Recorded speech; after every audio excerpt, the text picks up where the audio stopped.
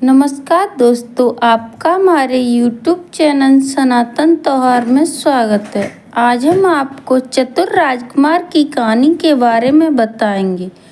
अगर आपको कहानी पसंद आए तो कमेंट बॉक्स में कमेंट करके ज़रूर बताएं। साथ ही आप हमारे चैनल पर नए हैं तो सब्सक्राइब कीजिए और बेल आइकन पर क्लिक जरूर कीजिए, जिससे हमारी वीडियो के नोटिफिकेशन आपको मिलती रहे। अब सुनिए यह कहानी। एक समय की बात है। एक राजकुमार को देश विदेश में घूमना बहुत पसंद था। एक दिन उसने अपना एक विश्वसनीय सेवक अपने साथ लिया और अपने राज्य में चल दिया। वे दोनों चलते चलते एक घने जंगल में पहुंच गए। काफी देर तक चलने पर भी उन्हें उस जंगल से बाहर निकलने का रास्ता नहीं मिला। धीरे धीरे अंधेरा होने लगा, पर उन्हें रात बिताने के लिए वहां पर कोई घर भी नहीं मिला। थोड़ी दूरी पर चलने पर पानी भरकर ले जाती हुई एक सुंदर सी लड़की दिखाई दी। उस राजकुमार को कुछ राहत मिली। अपना घोड़ा उस लड़की के सामने रोककर उसने पूछा, क्या मैं और मेरा सेवक एक रात आपके घर में गुजार सकते हैं? लड़की ने बड़ी मासूमियत से जवाब दिया, हाँ, आप लोग यहाँ रात गुजार सकते हैं, पर मैं आपको इसकी सलाह नहीं दूंगी कि आप इस घर के अंदर जाएं। राजकुमार ने पूछा, ऐसी कौन सी बात है जो आप मुझे इस घर में जाने से रोक रही हैं? लड़की ने एक गहरी सांस ली और बोली, मेरी सौतेली माँ रात में कुछ जादू का काम करती है। उसे यह पसंद नहीं है कि कोई अजनबी रात्रि के समय उसके घर में आ जाए। राजकुमार को लगा कि सचमुच एक जादूगरनी के घर में पहुंच गया, पर रात के अंधेरे में उस घने जंगल में किसी और जगह कैसे ठहरता। अतः उसने सोचा कि अगर मैं जंगल से बाहर रहूंगा तो मरने का भी डर है, और अगर इस लड़की के घर में रहूंगा तो भी मौत का डर है, तो क्यों न मैं यहीं पर रात गुजार सकूं। जब राजकुमार ने उस लड़की के घर में ही रात गुजारने की विनती की तो उस लड़की ने उसे चेतावनी दी कि उसकी माँ का दिया हुआ न खाना और न कुछ पिए। रात में केवल सोकर वह सेवक सहित तड़के ही उसके साथ चले जाएं। राजकुमार उस लड़की की बात पर राजी हो गया। जैसे ही राजकुमार और उसका सेवक उस छोटे से अंधेरे घर में घुसे, उन्हें एक कोने में आग जलती हुई दिखाई दी।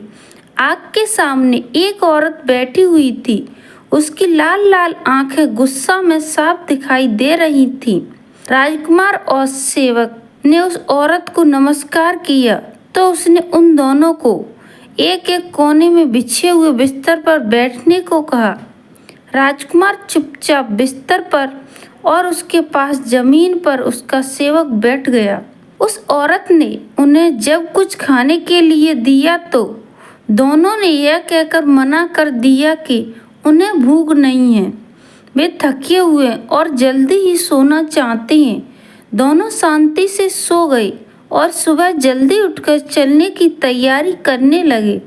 जैसे ही राजकुमार अपने घोड़े पर सवार हुए, वैसे ही जादूगरनी बाहर निकल कर आई और बोली, मैं तुम्हारे जाने से पहले कुछ पीने के लिए लाती हूँ, तुम दोनों मेरी प्रतीक्षा करो।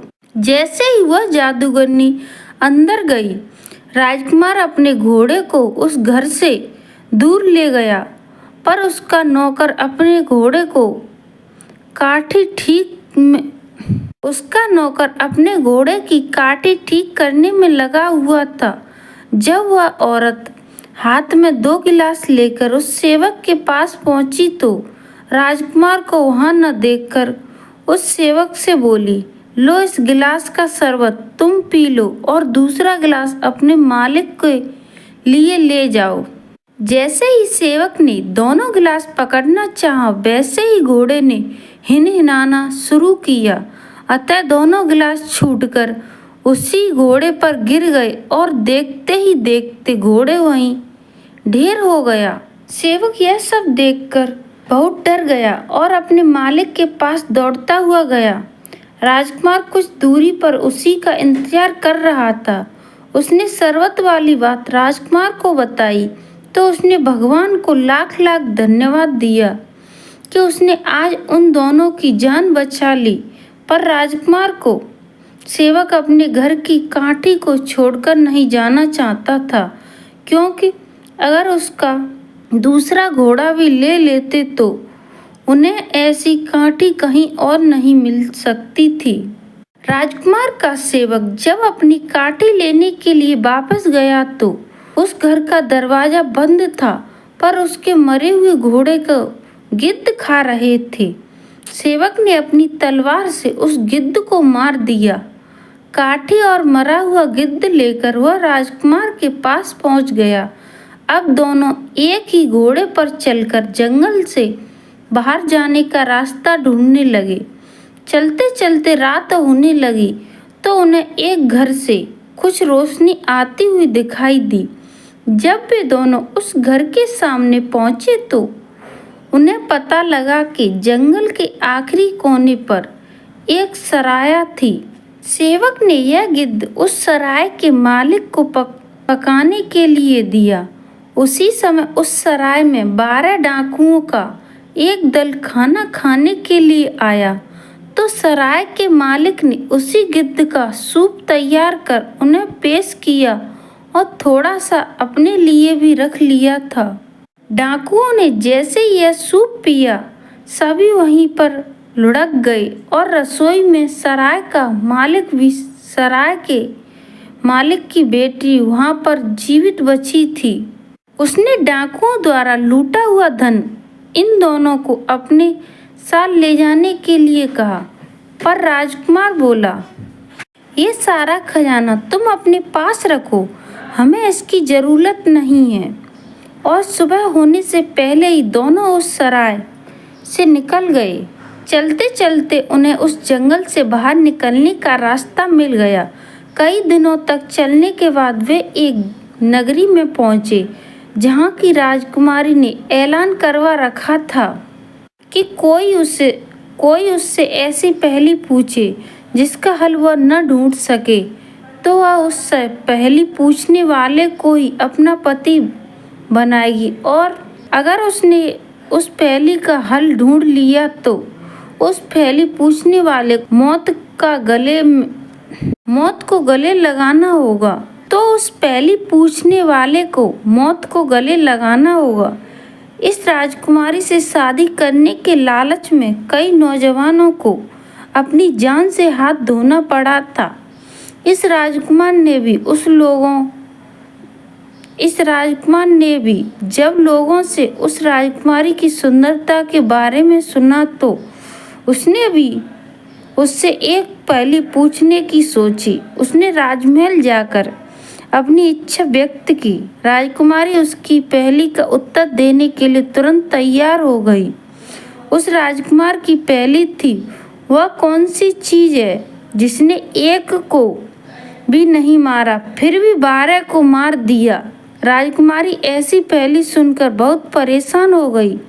उसने अपनी सारी किताबें पढ़ डाली, पर उसे उस पहेली का जवाब नहीं मिला।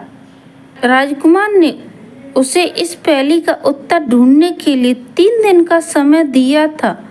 अगली रात उसने अपनी विश्वसनीय सेविका को चुपचाप उस राजकुमार के कमरे में भेजा कि कहीं सोते सोते नींद में वह राजकुमार खुद ही इस पहेली का उत्तर दे दे। जैसे ही सेविका बिना कुछ सुने कमरे से बाहर निकल रही थी, राजकुमार के सेवक ने उसका बुर्का पकड़कर रोकना चाहा, पर उसका बुर्का खिंच गया।